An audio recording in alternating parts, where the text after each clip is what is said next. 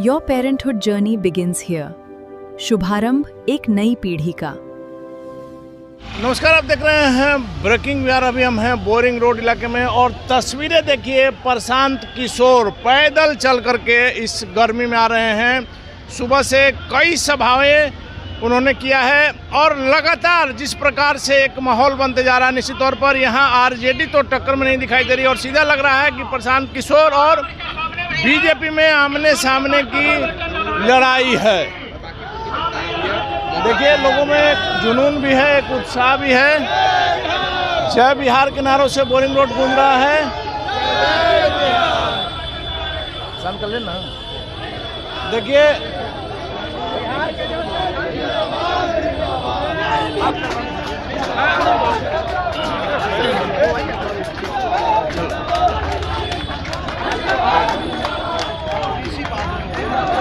सुमन तार बचा एक के साथ पकड़ो, अलग अलग नहीं रखो यार। एक इनको तो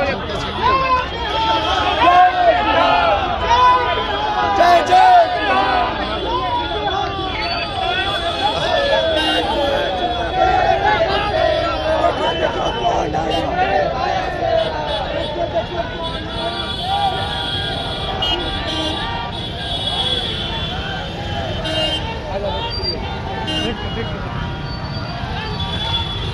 ये जो लड़ाई है, ये भाजपा की सरकार, उनका यहाँ का संगठन और उनका अहंकार, उसके और यहाँ बांकीपुर की जनता के बीच में है। तो चाहे वो जितने लोगों को डरा लें, उनको अरेस्ट कर लें, धमकी दे लें, पैसा देकर खरीदने की कोशिश कर लें, इस बार ये दाव नहीं चलने वाला है।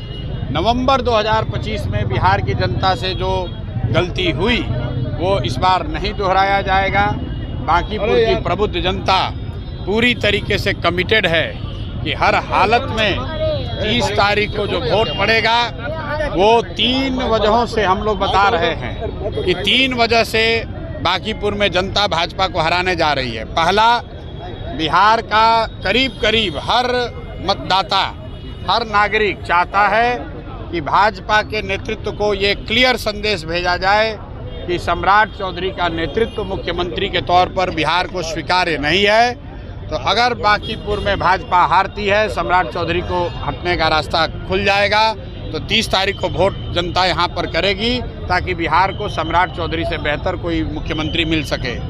दूसरा, जिस भाजपा ने बांकीपुर और बिहार के मतदाताओं का, जनता का अपमान किया है, ये कहा है कि हम कुत्ता बिल्ली को भी खड़ा करेंगे तो यहाँ के लोग हम ही को वोट देंगे, उस अपमान का बदला इस बार जनता वोट से लेगी। उस अहंकार को चकनाचूर करेगी।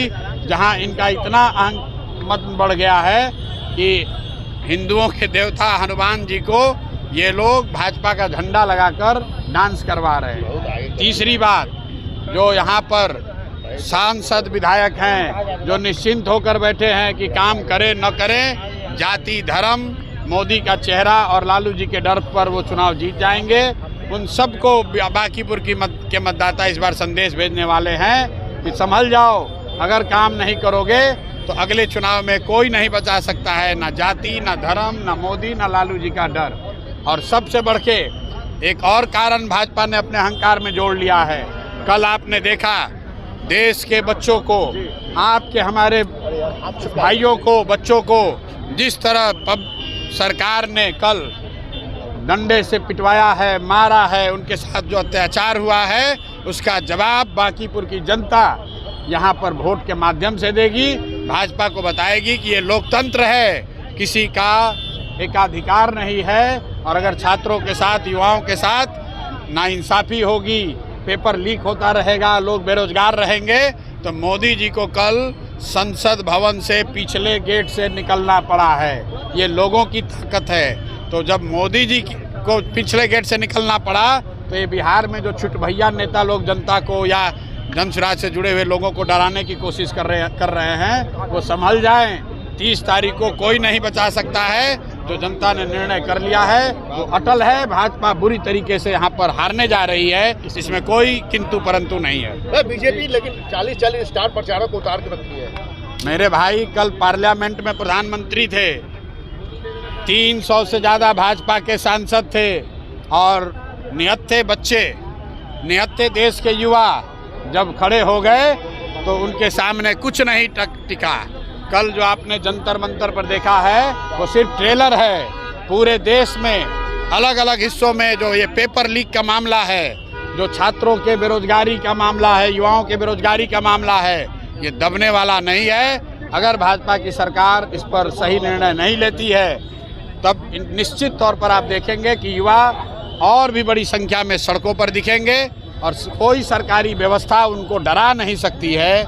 एक सोनम वांगचुक 30 दिन का निहत्था आदमी, 30 दिन के उसके अनशन ने पूरे देश को उद्वेलित किया है। आप जरा अंदाज़ा लगाइए कितने बच्चों का भविष्य दांव पर है और बांकीपुर के परिणाम में आप देखेंगे कल के लाठीचार्ज का कितना बड़ा असर होता है।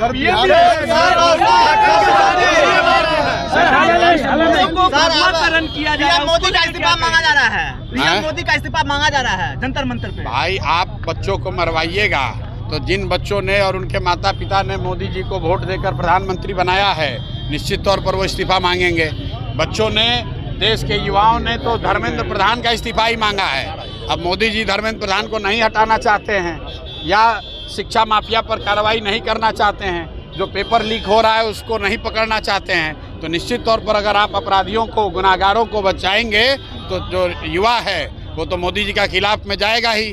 कल किसी पत्रकार ने अच्छा कहा कि जब अनशन और प्रोटेस्ट कल शुरू हुआ तो गुस्सा लोगों का धर्मेंद्र प्रधान के प्रति था, लेकिन शाम होते होते जिस तरह की बर्बरता पुलिस ने दिखाई वो सारा गुस्सा सरकार और मोदी जी के खिलाफ हो गया। और ये सिर्फ जंतर मंतर पर नहीं हुआ है, देश के कोने कोने में युवा साथी बात कर रहे हैं। जिस तरह से युवाओं को पिटवाया गया है ये बांकीपुर में भी दिखेगा, बंगलोर में भी दिखेगा, केरल में भी दिखेगा, गुजरात में भी दिखेगा। सीट जीतने पे सर क्या बिहार बदल सकेंगे आप? एक सीट जीतने का खेल ही नहीं है। आप भाजपा को यहाँ हारने दीजिए। भाजपा अपने मुख्यमंत्री को नहीं बचा पाएगी, अपने अहंकार को नहीं बचा पाएगी। आप एक सीट की बात कर रहे हैं।